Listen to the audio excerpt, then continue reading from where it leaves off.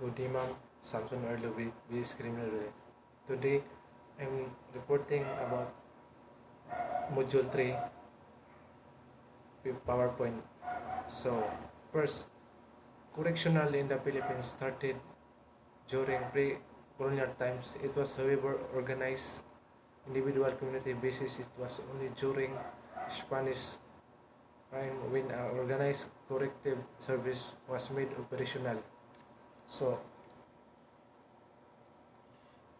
when the American talks over in 1990s, the Bureau of Prison was created under the Reorganization Act of the of 1905 Act number 1407, date November 1, 1905. So, the main penitentiary was the old beloved prison in Orquita Street, Manila, which was established in 1847 pursuant to Section 1708 of the Revised Administrative Code. It was formally opened by a royal decree in 1856. About 4 years later, or on August 21, 1869, the San Ramon Prison and Penal Farm in Zamboanga City was established to confine Muslim rebels and recalcitrant political prisoners opposed to the Spanish rule.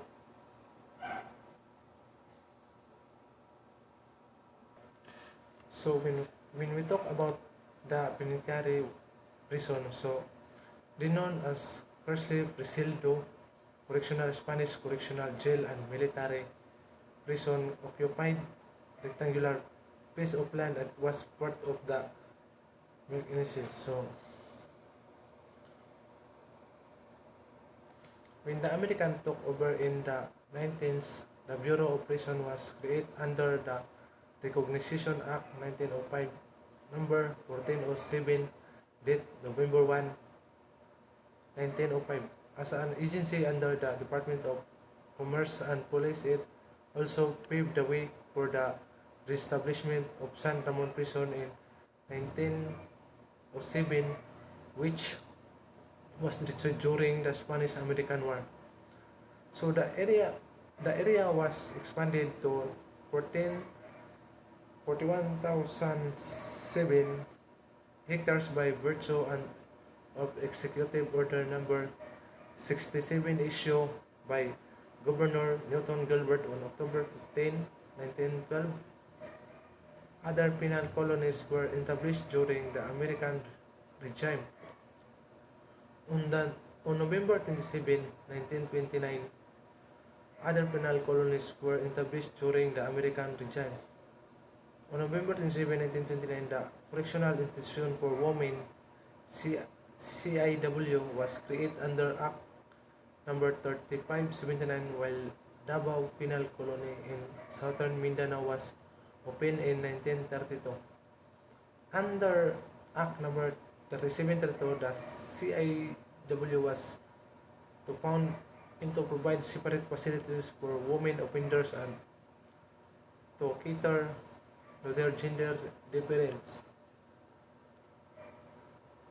So, correctional institution for women is located in Mandaluyong, Metro Manila, Philippines.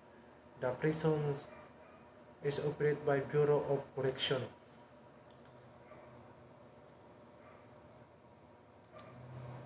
So, prison.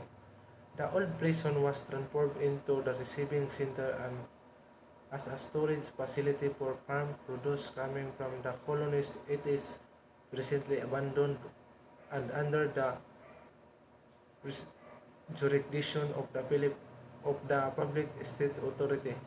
The Bureau of Prison was renamed Bureau of Correction under the new Administrative Code of 1987, issued on November 23, 1987, and Proclamation number 495 of the President is one of the attached agencies under the supervision and control of the Department of Justice. So, prison is An institution such under the jurisdiction for confinement a person or convicted of serious crime. So, Article 1.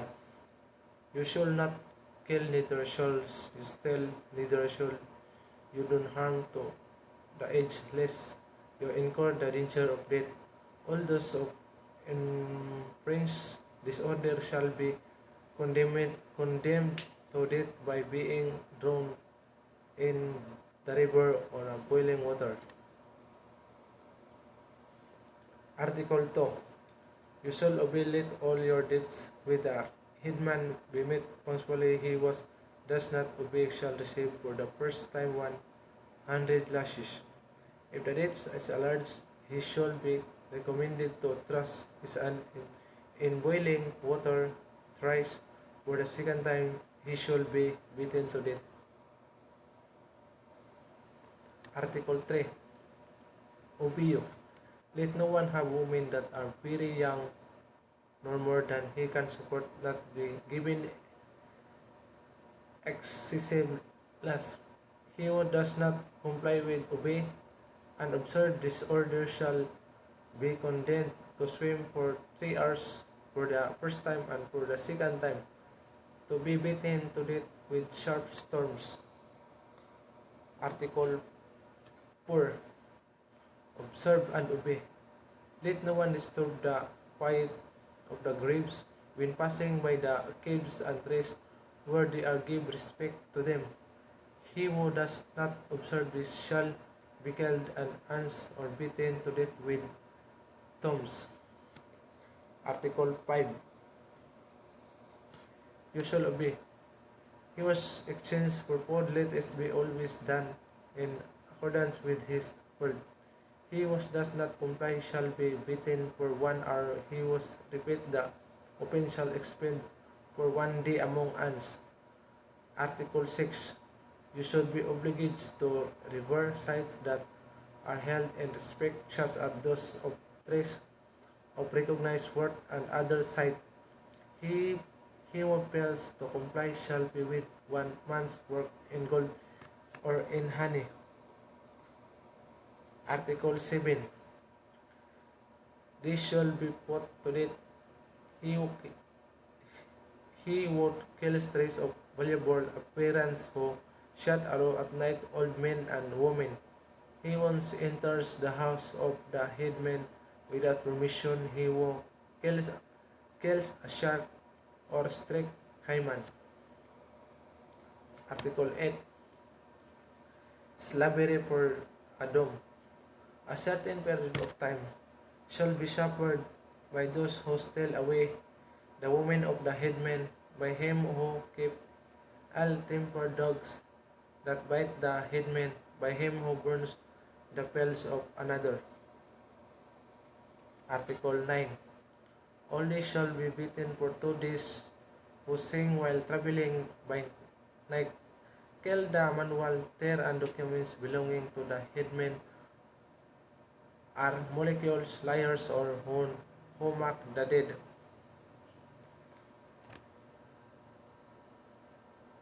Article 10. Article X. It is described on obligation that every mother teaches secretly to her daughters matters pertaining to laws and prepare them to womanhood. Let not men be cruel nor punish their women when they catch them in the act of adultery. Whoever shall disobey shall be killed by being cut to pieces and thrown to the caimans. Article 12. These shall be burned who by their strength or cunning have mocked at an escape punishment, who have killed young boys or try to steal away from the women of the elders. Article 13. This shall be drowned all who interfere with their superior on their honors of masters, all those who abuse themselves through their lust, those who destroy their anitos idols by breaking them or throwing them down.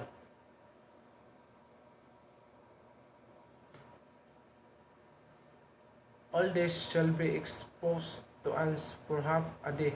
Who kill back cats during a new moon, or steal anything from the chip or ag- agorans, however small the object may be. They should be made slave for life who have beautiful daughters and deny them to son of chip and with bad feet hide them away.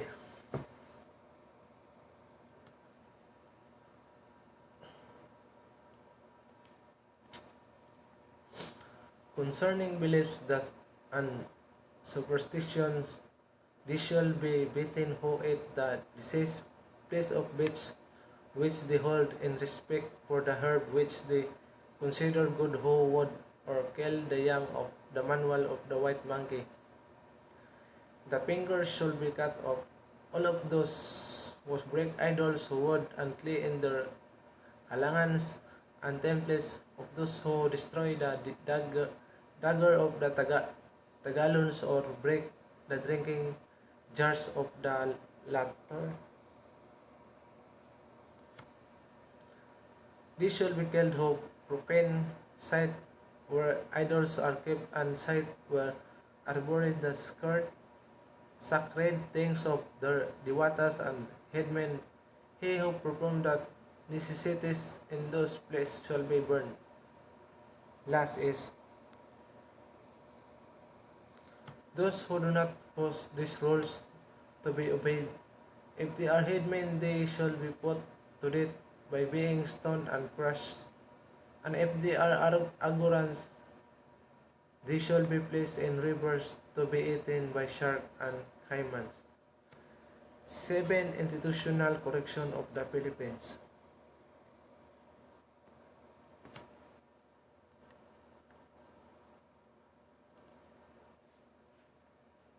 First, the new Bilibid Prison NBP in Muntinlupa, Metro Manila is the main insular penitentiary designed to house the prison population of the Philippines.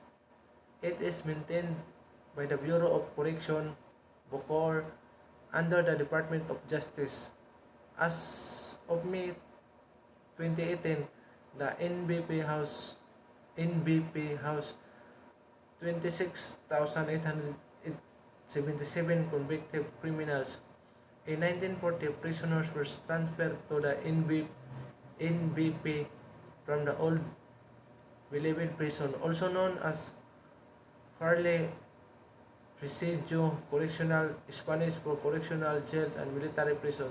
In Manila, the remains of the facility was used by the city of Manila as its detention center known today as Manila City.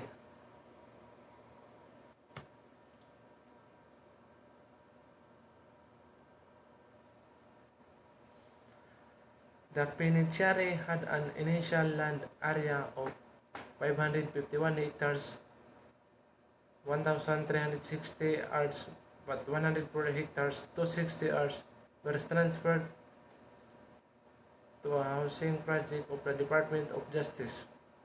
Additional land of the NBP reservation is issued for the Bureau of Correction headquarters.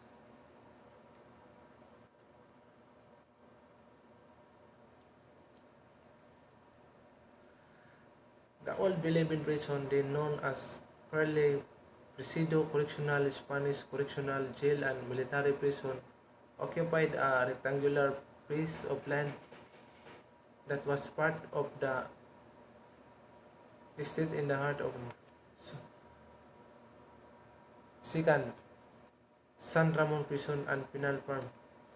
According to the historical accounts, the San Ramon Prison was established in southern Zamboanga on August 21, 1870 through Aruba decree promulgated in 1869, established during the tenure of Governor General Ramon Blanco, whose patron saint in the prison was named after the facility was originally established for person convicted of political crimes. So San Ramon Prison and Penal Farm is located in the province of Zamboanga on the southern of the tip of the large island Mindanao.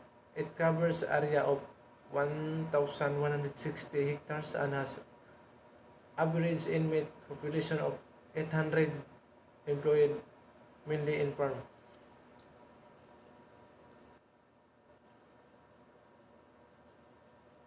So the third, Iwahig Penal Colony, Iwahig Penal. This facility was established during the American occupation. It was, however, during the Spanish regime. The Puerto Princesa was designated as a place where offenders sentenced to be banishment were excited were excited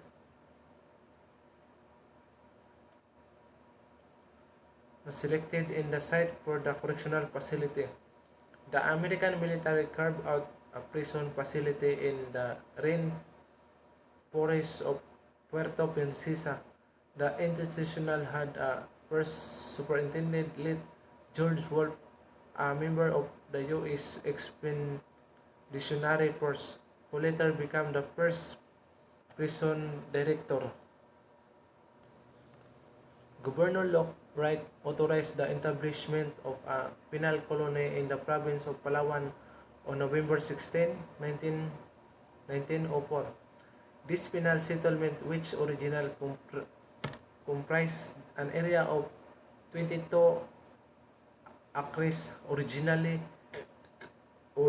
served as a depository for prisoners who could not be accommodated of the beloved prison Manila. In 1906, however, the Department of Commerce and Police, which later became the Department of Public Instruction, to turn the institution into a center of penal colony, supervised in accordance with the trends at the time.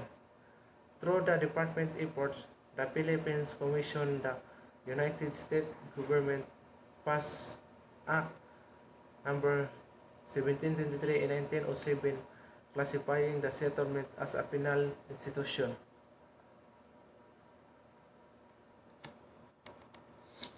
Correctional Institution for Women, CIW. In a report dated January 22, 1959, submitted to a committee created by Administrative Order 19287 in the President of the Philippines, it was noted that before a separate building was constructed especially for women prisoners, all female convicts were confined at the old Bilibid prison on Carsaraga, St. Manila. The male prisoners were confined in dormitories near the women's quarters.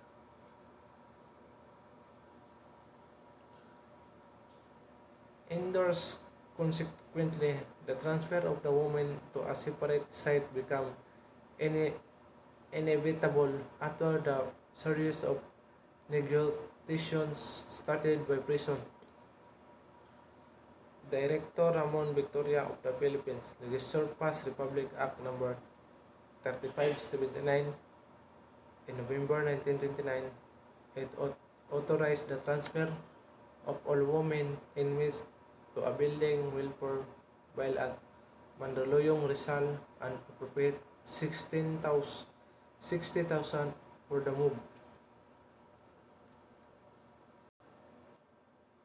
So, correctional institution for women.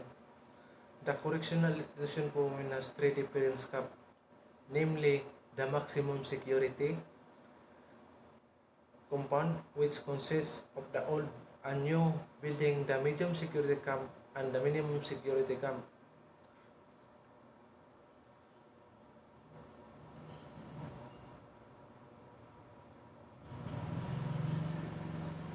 On February 14, 1931, the women prisoners were transferred from the old Bereben prison to the building especially constructed for them. Its old name, Women's Prison, was changed to Correctional Institution for Women. This was in keeping with emerging trends in penology, which emphasized correctional rather than punishment. Convicts were brought back into the social mainstream, adjusted and rehabilitated with a better outlook in life. So CIW, according to Senate report, occupied 18 hectares. The original structure was one-story building which housed the office, the brigade's mess hall, kitchen, chapel, infirmary, bathroom, and employee restroom. The building has a central courtyard with trees and flowering plants.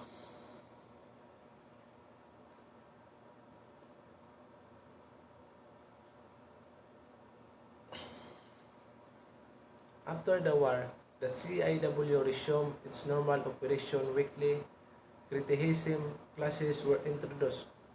A dental clinic was built. Local telephones were installed in the guards' quarters.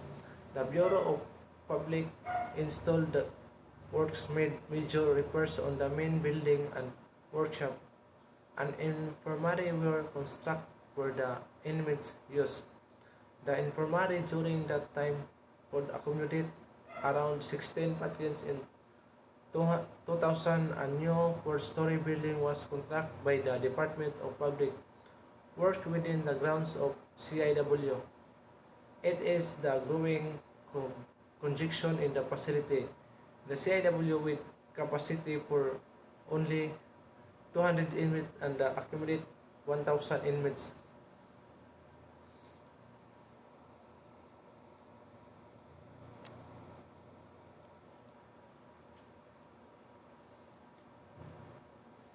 Davao Penal Colony. The Davao Penal the Davao Penal Colony, it is the first penal settlement founded and organized under Filipino administration. The settlement, which is originally held an area of approximately 30,000 hectares in the district of Panabo and Tagum. Davao del Norte was formally established on January 21, 1932 by the virtue of the Act number 3732. The Act authorized the Governor General to lease or sell the lands, building, and improvements in San Ramon Prisoner, the wide penal colony. It also granted authority to the Secretary of Justice to establish a new prison and penal colony in a suitable public land. During World War II, the colony was converted into a concentration camp where more than 1,000 Japanese internees were committed by the Philippines American Armed Force. The Japanese were treated in accordance with the orders of the American commanding officer.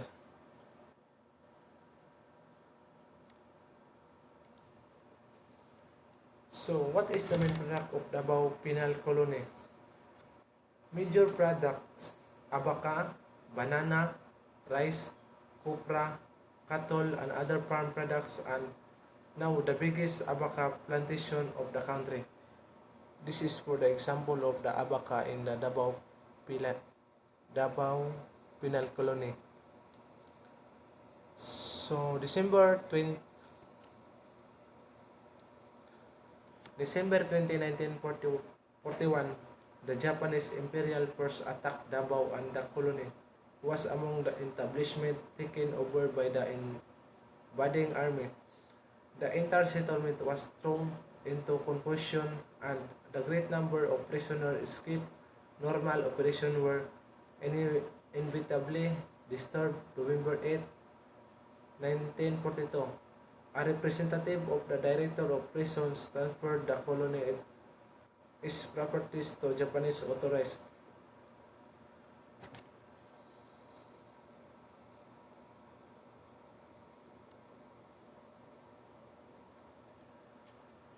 Sablayan Prison in Penal Farm. Nearer to Manila than other penal colonies, the Sablayan Penal Colony is located in Occidental Mindoro and relatively new. established on September 26, 1954 by virtue of Presidential Proclamation number 72. The penal colony has a total land area of approximate 16,190 hectares.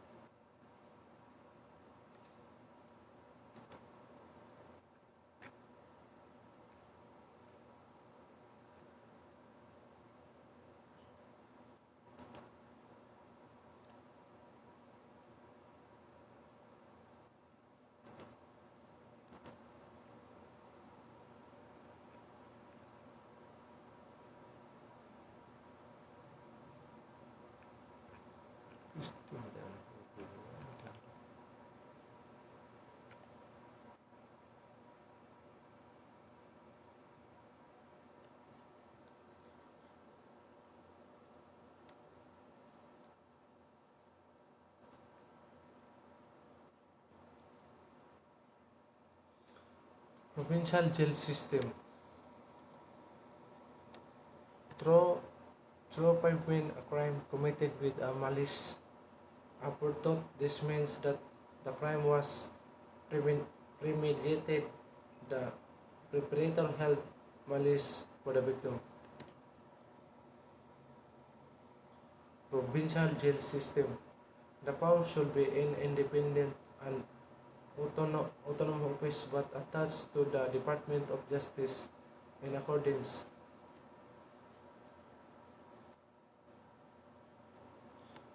Provincial jail system, insular or national prisoner.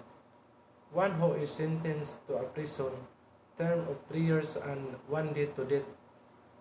The provincial prisoner one of the sentence to a prison term of 6 months and 1 day 3 years.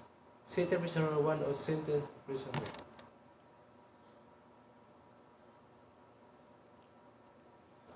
Four classes of prisoner.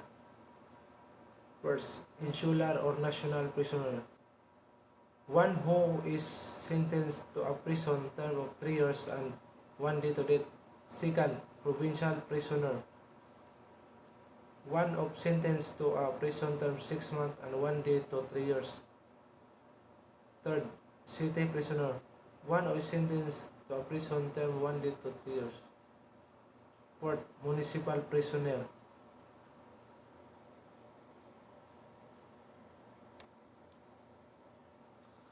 Three types of detainees.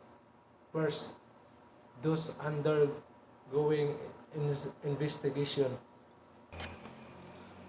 Second, those awaiting for or undergoing trial. Third, those awaiting final judgment.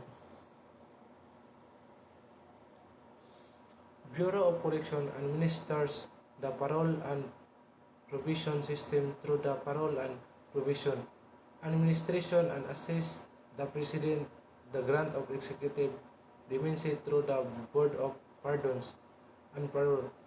The ILG supervises the provincial, district, city, and municipal and the Bureau of Jail Management and Penology respectively. DSWD supervises the regional rehabilitation centers for youth offenders through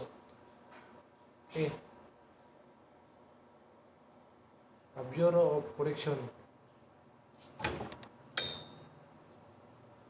Bokor has for its principal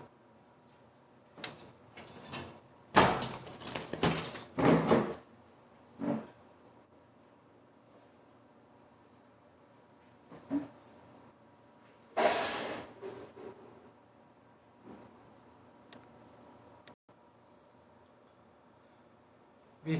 Bureau of Jail Management and Penology, BJMP, also known as the Jail Bureau of BJMP as agency under the DIG was created pursuant to Section 60 Republic Act number 6975-13, which took effect on January 2, 1991. It is mandated to direct, supervise, and control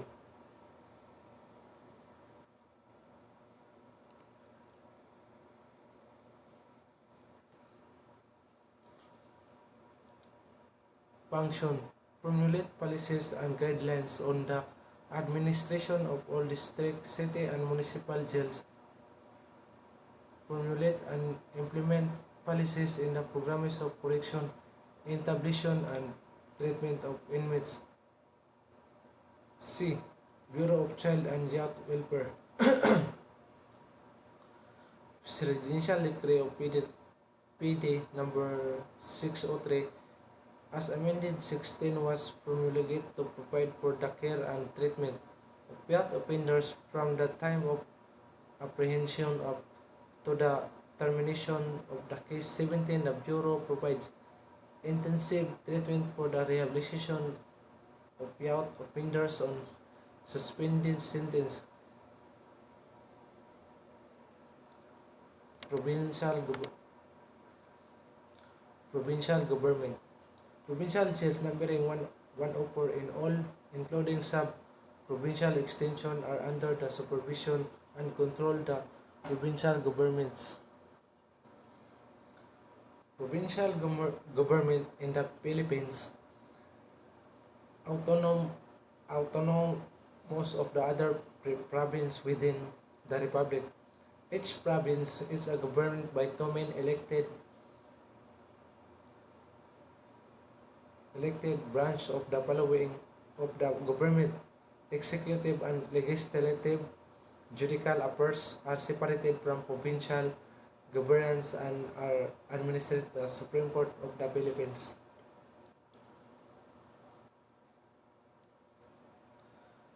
E. Parole and Probation Administration, PPA.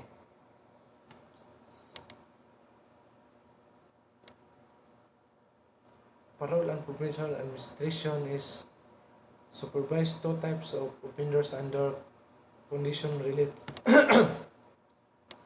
First, probation or prison placed under provision by the courts, and second, paroles or pardon is of prison release on parole or condition pardon and referred by the Board of Pardons and Parole to the parole.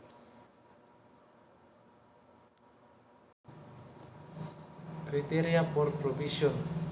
In determining whether an offender may be placed on provision, the court shall consider all information relative to the character, antecedents, environmental and physical condition of the offender, the available institution and community resource. Provision shall be denied in the court find that so provision may be granted whether in sentence in impose a term of imprisonment or file only. An application for provision shall be filed with the trial court with notice to the appellate court of if an appeal has been taken from the sentence of conviction.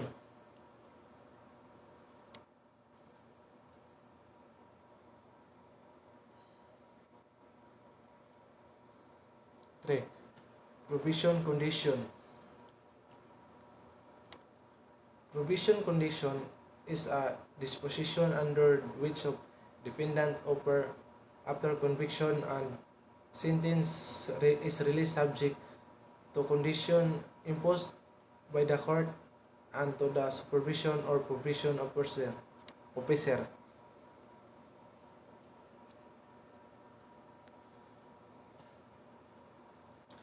Revocation of provision.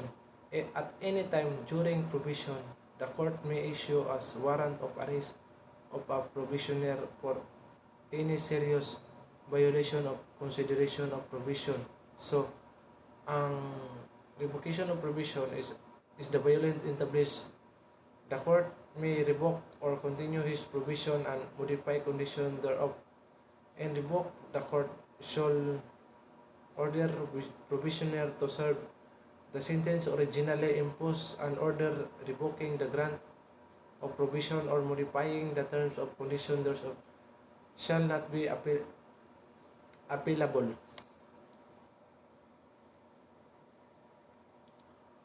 Boards of Pardon and Parole.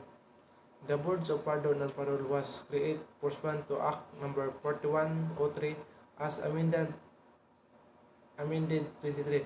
It as intent of the law uplift and redeem valuable human material to economic unfulness and to prevent unnecessary and excessive deprivation of personal liberty. So board and the role of Board of Pardon and Parole is release prisoners and parole and recommends the grant of presidential pardons. The parole of provincial administration supervise the rehabilitation as well as provisioners.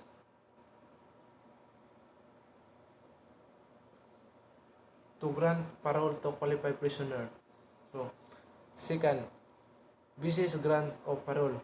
The prisoner fit release, there is reasonable probability that if released, he or she will live and remain at liberty without violating of the law.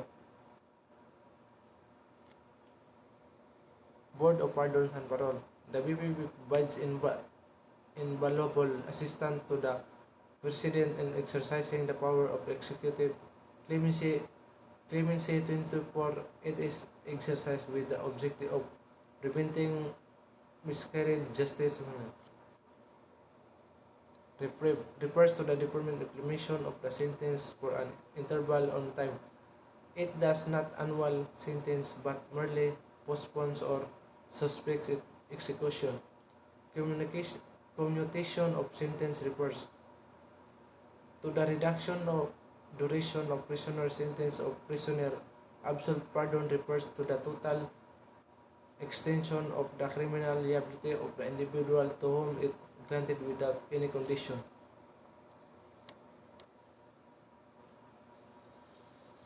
Conditional pardon refers to the exemption of an individual within certain limits or conditions from the punishment which the law inflicts for the offense he or she had committed, resulting in the partial extension of his or her criminal liability. So, conditional pardon. A person with a conditional pardon remains subject to condition of release. A conditional pardon does not restore civil rights or rights of citizenship, and the governor and revoke the pardon if a person does not comply with conditional of release.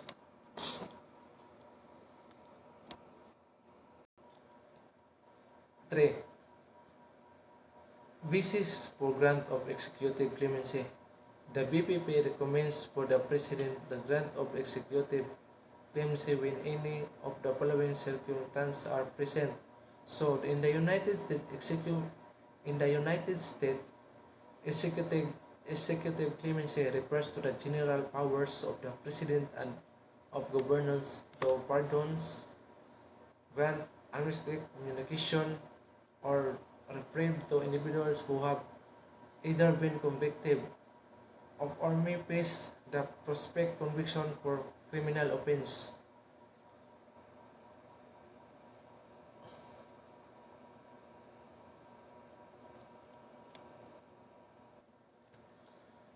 So, part when application for executive clemency will not be favorably active upon. Now, withstanding the existence of any the circumstances mentioned above, the BPP shall not favorably recommended petition for executive clemency of the following prisoner. So, it refers to the communication of sentence, conditional pardon, and absolute pardon may be granted the President upon recommendation of the board.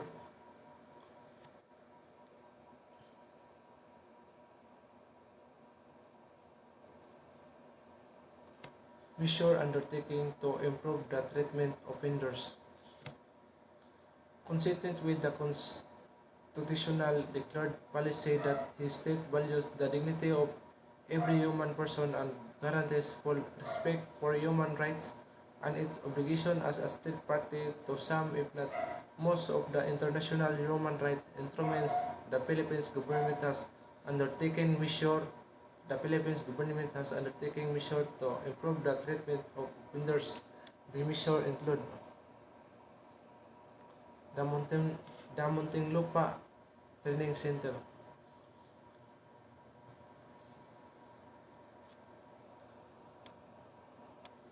So in Muntinlupa, there's a different historical landmark present that foreign or even local people visit.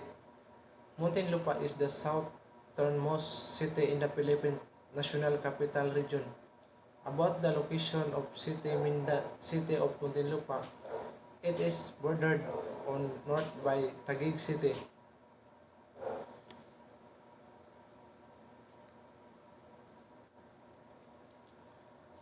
Patriotization of project. The establishment of the Drug Treatment and Rehabilitation of Center for National Personnel and DOJ Internet were identified as the priority project among others of the department its development agenda on 2001. So example of patronize. When someone speaks slowly, an older person who can hear perfectly well to assume a tone of unjustified superiority, to talk down, to greet condescendingly, condescendingly. Patronize means to be regular customers of a business. An example of patronize is going to a specific cave every morning. Jail Digungiston Programmer of Plan Digunson. D. Proposed legislation disintegration.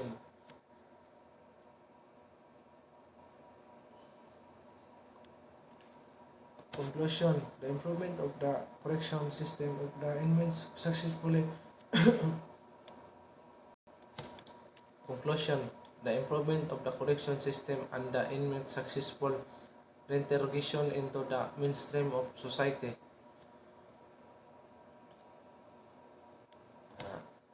That's all my report, ma'am, and thank you and God bless.